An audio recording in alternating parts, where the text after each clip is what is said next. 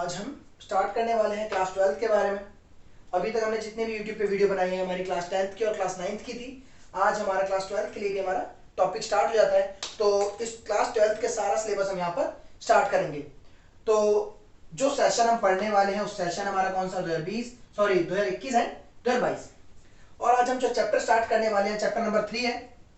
Chapter 3 हमारा कौन सा है? अगर अपने एनसीईआरटी की बुक थोड़ी बहुत नोटिस की होगी तो चैप्टर 3 हमारे पास है मैट्रिक्स।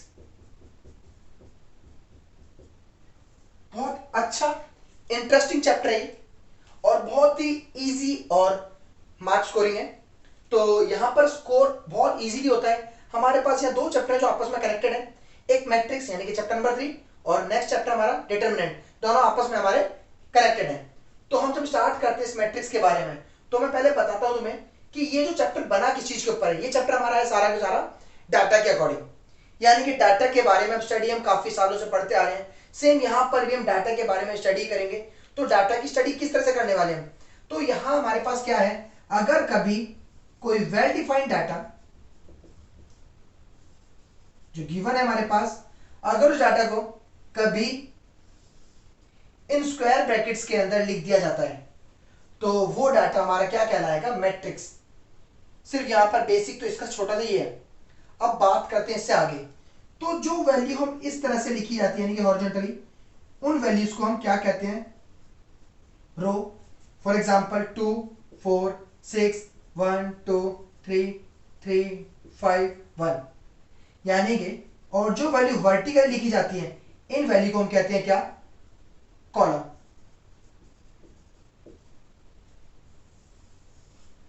तो अब मैं बात करता हूं कि ये वेल डिफाइन का मतलब क्या है।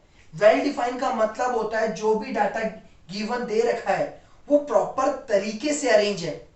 अगर प्रॉपरली अरेंज है तभी हम उसे वेल डिफाइंड डाटा है, तभी हम उसे मैट्रिक्स की फॉर्म में काउंट करेंगे। अगर वो डाटा ही डिफाइन नहीं होता तब उसे हम किसी भी फॉर्म में काउंट नहीं कर सकते। तो जो वैल्यू फॉर एग्जांपल मैंने बोला, एक ए, एक बी और एक सी, हमारे पास 3 पर्सन है ए बी सी। इनकी कुछ इन्वेस्टमेंट रही, ये कंपनी फर्स्ट में, कंपनी सेकंड में, कंपनी थर्ड में। और ए पर्सन ने कंपनी फर्स्ट के अंदर 2 लाख रुपीज, 4 लाख, 6 लाख इन्वेस्ट किए। बी ने 1 2 एंड 3 लाख, सी ने 3 5 एंड 1 लाख इन्वेस्टमेंट की। तो ये एक डाटा क्या है हमारे पास? वेल डिफाइंड है। तो ये किस फॉर्म में काउंट होगा? हमारा मैट्रिक्स की फॉर्म में काउंट होगा। अब बात आती है यहां पर एक हमेशा इसका एक ऑर्डर लिखा जाता है। अब ये जो ऑर्डर होता है ये ऑर्डर किस चीज का है? ये ऑर्डर हमेशा ही मैट्रिक्स का ऑर्डर होता है। अब बात आती है ऑर्डर का क्या मतलब है। अगर हम इसके मतलब की बात करें तो इसका मतलब है कि किसी मैट्रिक्स के पास कितनी रो एंड कितने कॉलम है, यानी कि क्या होगा? Number of row by number of column. यहां रो को डिनोट किया जाएगा m से एंड कॉलम को डिनोट किया जाएगा हमारे n से। तो यहां अगर हम देखें तो 1 2 एंड 3, 3 रोज, 1 2 एंड 3 एंड 3 हमारे कॉलम है। तो ये ऑर्डर किस चीज का हमारे पास? मैट्रिक्स का। अब यहां से अगर हम आगे जाते हैं तो यहां जो वैल्यू लिखी जाती है इन वैल्यूज को हम एलिमेंट ऑफ मैट्रिक्स कहते हैं। यानी कि जितनी भी इनसाइड वैल्यू हैं ये सारी क्या होती है? हमारी एलिमेंट्स। इन्हें हम एलिमेंट्स कहते हैं। एलिमेंट्स किस चीज के? मैट्रिक्स के। तो एलिमेंट ऑफ मैट्रिक्स, ये मैट्रिक्स के हमारे एलिमेंट होते हैं। अब बात करते हैं इन एलिमेंट्स के बारे में। तो अगर मैं इन एलिमेंट्स के बारे में बात करता हूं तो इन एलिमेंट्स का भी एक पर्टिकुलर ऑर्डर होता है। अब हम इसके ऑर्डर की बात करें तो ये क्या होता है? A11 12 13, A21 22 23 31 32 33। तो ये 1 1 का मतलब क्या है? First row first column, first row second column, first row third column, second row first, second row second, second row third column, 3 1 3 2 3 3। यानी कि यहां पर जितने भी अंदर वैल्यू लिखी गई हैं उनके ऑर्डर को रो और कॉलम के अकॉर्डिंग, उनकी पोजीशन के अकॉर्डिंग डिफाइन किया जाएगा। तो यहां इसको डिनोट करते हैं ए आई जे से। यहां आई स्टैंड करता है रो के लिए और जे स्टैंड करता है कॉलम के लिए। पर ये कब स्टैंड करेगा? जब हम बात करते हैं किसकी? एलिमेंट की। और ये एम एन कब करेंगे? जब हम बात करते हैं किसकी? मैट्रिक्स की। यानी कि हमारे रो और कॉलम कब डिनोट करेंगे मैट्रिक्स को, एम और एन से। यहां रो कॉलम किसको डिनोट कर रहे हैं, आई जे से, तो किसको कर रहे हैं, एलिमेंट्स के बारे में। अब एक छोटी सी बात और ध्यान रखना, हमेशा ही हमारा जो लास्ट एलिमेंट आएगा कभी भी किसी भी मैट्रिक्स के अंदर, यही एलिमेंट इस मैट्रिक्स का ऑर्डर भी होता है। तो यहाँ 3 3 है, तो 3/3 इस मैट्रिक्स का ऑर्डर है। हम चेक कर सकते हैं, 1 रो 2 रो 3 रो, 1 2 एंड 3, तो ये हमारे मैट्रिक्स का ऑर्डर रहेगा। तो एक काम करो, बेसिक छोटा सा हो गया हमारा, ये नोट करो, फिर मैं इससे आगे स्टार्ट करता हूं। तो देखो अभी हमने क्या देखा, मैट्रिक्स के ऑर्डर के बारे में और उनके एलिमेंट के ऑर्डर के बारे में। अब यहाँ एक बेसिक चीज और कई बार आती है, कभी कभी उनसे बोल दिया जाता है कि अगर कभी किसी मैट्रिक्स के पास नंबर ऑफ एलिमेंट गिवन है और कहा गया मैट्रिक्स के जो नंबर ऑफ एलिमेंट है वो आते हैं 6, तो पूछा गया इसके पॉसिबल मैट्रिक्स ऑर्डर क्या क्या रहेंगे। तो अगर हम ऑर्डर की बात करते हैं तो हमें सिर्फ क्या छोटी चीज देखनी है, ये जो 6 आ रहा है 6 के टोटल जितने भी फैक्टर आते हैं वो सब लिख देंगे।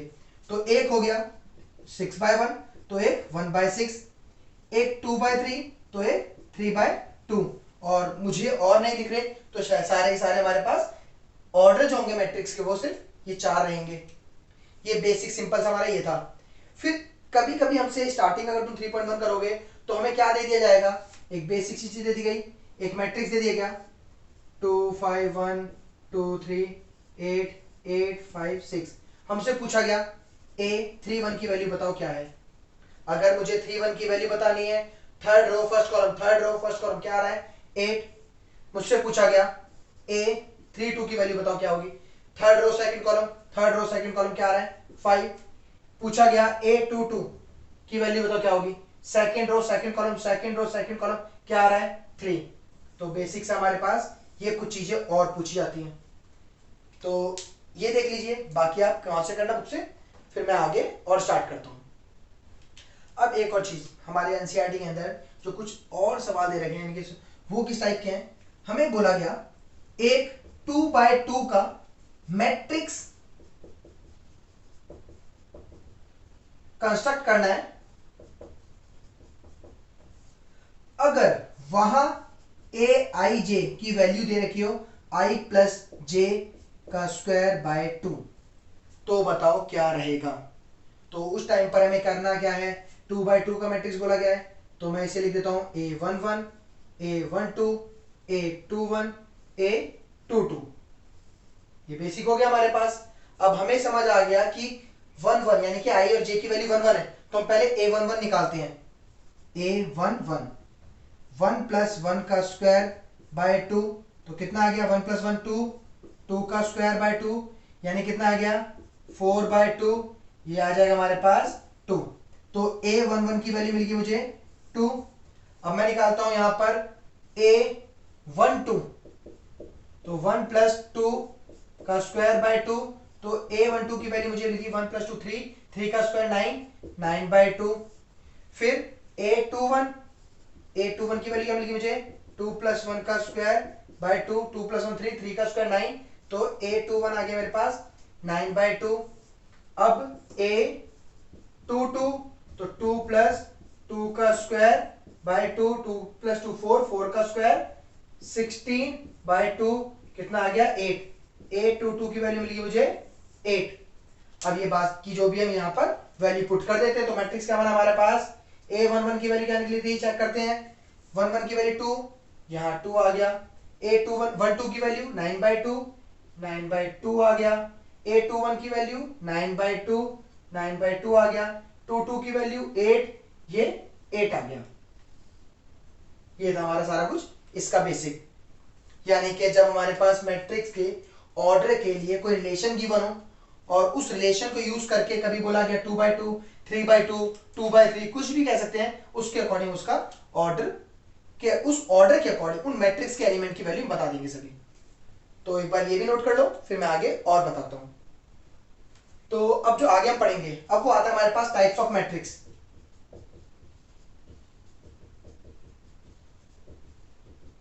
यानी कि हमारे पास मैट्रिक्स की कितनी टाइप हैं। तो अगर हम मैट्रिक्स की टाइप के बारे में करते हैं तो मैं यहां से स्टार्ट करता हूं। पहली टाइप पहली टाइप है हमारे पास रो मैट्रिक्स। ये रो मैट्रिक्स एक ऐसा मैट्रिक्स होगा जहां ओनली वन रो।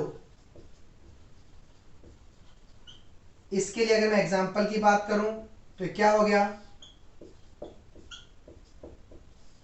यहां पर कंप्लीटली क्या आ रहा है, एक रो आ रही है। कॉलम चाहे हमारे पास कितने भी आ जाए, तो अगर सिंपल बेसिकली हमारी एक रो आती है तो उसे हम कहते हैं रो मैट्रिक्स। इसका जो ऑर्डर है, ऑर्डर कितना है 1/3। इसका जनरल ऑर्डर क्या रहता है रो मैट्रिक्स का, वो रहता है 1/n, क्योंकि ये 1 फिक्स रहेगा, ये n हमारा कुछ भी हो सकता है, 2 3 4 कुछ भी।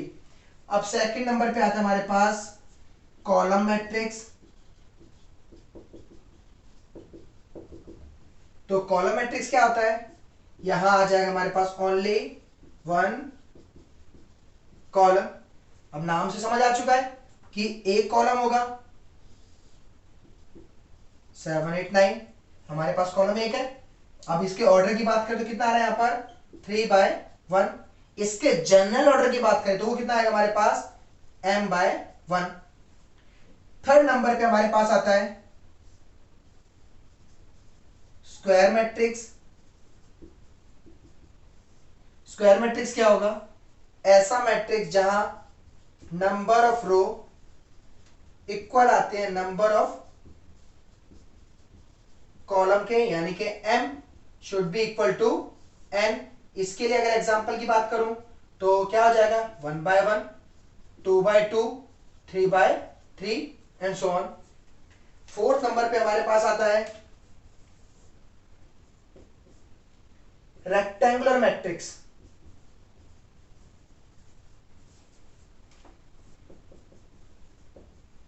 नाम से समझ आ रहा है कि रेक्टेंगुलर है तो क्या होगा, वहां number of row does not equal to number of column, यानी कि m should not be equal to n।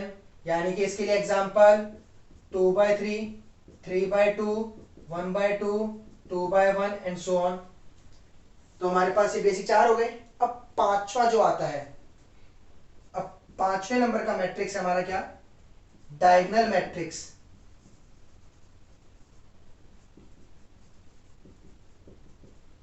Diagonal matrix कौन सा होता है, ये हमेशा ही एक स्क्वायर मैट्रिक्स की टाइप होती है। और यहां होता क्या है, डायगोनल पे तो कोई एलिमेंट आएंगे, इसके अलावा सारे एलिमेंट जीरो होंगे। यानी कि डायगोनल पे तो एलिमेंट आ गए हमारे पास, बाकी के सभी एलिमेंट क्या है जीरो। अब बात आती है डायगोनल में इसे क्यों बोल रहा हूं, इसे क्यों नहीं कहते, क्योंकि डायगोनल इसे इस वजह से कहते हैं, यहां इसका ऑर्डर A11, A22, A33, यहां रो और कॉलम इक्वल होते हैं, इसीलिए इसे डायगोनल डिफाइन किया गया, इसको नहीं किया गया। ठीक है। सिक्स नंबर पे हमारे पास क्या आता है, वो है स्केलर मैट्रिक्स। स्केलर मैट्रिक्स क्या होगा, एक ऐसा मैट्रिक्स जहां डायगोनल पे जो एलिमेंट्स आते हैं वो इक्वल आएंगे और बाकी के सभी एलिमेंट जीरो होते हैं। अब यहां पर 2 2 हो, 3 3 हो, 4 4 हो, 5 5 6 6 कुछ भी हो सकता है, बस वैल्यू क्या होनी चाहिए आपस में इक्वल, तो वो हमारा क्या होगा स्केलर। 7 नंबर पे आते हैं हमारे पास आइडेंटिटी मैट्रिक्स, जो सबसे ज्यादा यूज होता है, जिसे डिनोट किया था आई से। यानी कि जो हमारा आई मैट्रिक्स है, ये क्या होता है, डायगोनल पे जो एलिमेंट आएंगे वो 1 1, इसके अलावा सभी एलिमेंट हमारे जीरो होते हैं। यानी कि अगर हम बात करते हैं डायगोनल, डायगोनल मैट्रिक्स था क्या, जहां एलिमेंट अनइक्वल, स्केलर क्या जहां इक्वल, और आइडेंटिटी क्या जहां पे एलिमेंट्स हमेशा ही 1 होते हैं। इससे अगला हमारे पास जो 8 नंबर पे आता है वो है हमारा अपर ट्रायंगुलर मैट्रिक्स। ये कैसा मैट्रिक्स है, ये होता है डायगोनल के अपर एलिमेंट जो दे रखे हैं वो मिलके एक ट्रायंगल की फॉर्म बना रहे हैं, देखो बाकी के नीचे के एलिमेंट यानी लोअर एलिमेंट वो क्या होंगे जीरो। 9th नंबर पे आता है हमारे पास लोअर ट्रायंगुलर मैट्रिक्स। ये अगर नाम के अकॉर्डिंग समझ आता है तो ये क्या हो गया, डायगोनल के नीचे के एलिमेंट जो होंगे वो क्या होंगे, एक ट्राइंगल बनाएंगे, बाकी के other element zero. Last matrix हमारा क्या बचा 10वें नंबर का, एक जीरो मैट्रिक्स। इस जीरो मैट्रिक्स का नाम नल मैट्रिक्स भी कह सकते हैं, वॉइड भी कहते हैं, और इसे एम्प्टी भी कहते हैं। इसके लिए सब अपने आप ही तुम्हें क्लियर है, सारे एलिमेंट जीरो होंगे और इसको कैपिटल ओ से डिनोट किया जाता है। तो ये सारी हमारी क्या थी, टाइप्स ऑफ मैट्रिक्स, जो कि 10 नंबर क्या, सॉरी 10 टाइप होती हैं, नोट कर लीजिए। तो अब हमारा मैट्रिक्स के अंदर जो नेक्स्ट टॉपिक आता है वो हमारा क्या है, मैट्रिक्स अलजेब्रा। और इस मैट्रिक्स अलजेब्रा के अंदर हम दो चीज पढ़ेंगे, एडिशन एंड सब्ट्रैक्शन। तो अगर हम बात करते हैं एडिशन के बारे में या हम बात करते हैं सब्ट्रैक्शन के बारे में, तो एक छोटी सी बात ध्यान रखनी है, जब भी कभी किन्हीं दो मैट्रिक्स को हम ऐड करते हैं या उन्हें हम सब्ट्रैक्ट करते हैं तो उन दोनों मैट्रिक्स के ऑर्डर को सेम होना जरूरी है। यानी कि यहां मैं लिख देता हूं, जो मैट्रिक्स आएगा ऐड करते टाइम उसका जो ऑर्डर होगा वो क्या होना चाहिए, सेम होना चाहिए। अगर मैट्रिक्स ऑर्डर सेम है यानी कि इक्वल है तो क्या होगा, उन्हें हम ऐड या सब्ट्रैक्ट कर सकते हैं, अदरवाइज हम नहीं कर सकते। तो इसके लिए एक एग्जांपल देता हूं बेसिक सा।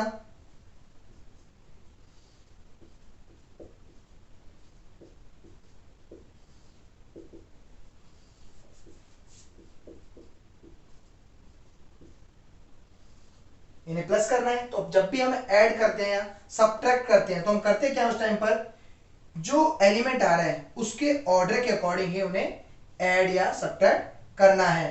तो हमें करना क्या है, A11 वाले को A11 से ऐड करेंगे, यानी कि 2 + 3 5, 5 + 5 10, 6 + 1 7, 2 + 2 4, 1 + 3 4, 3 + 2 5।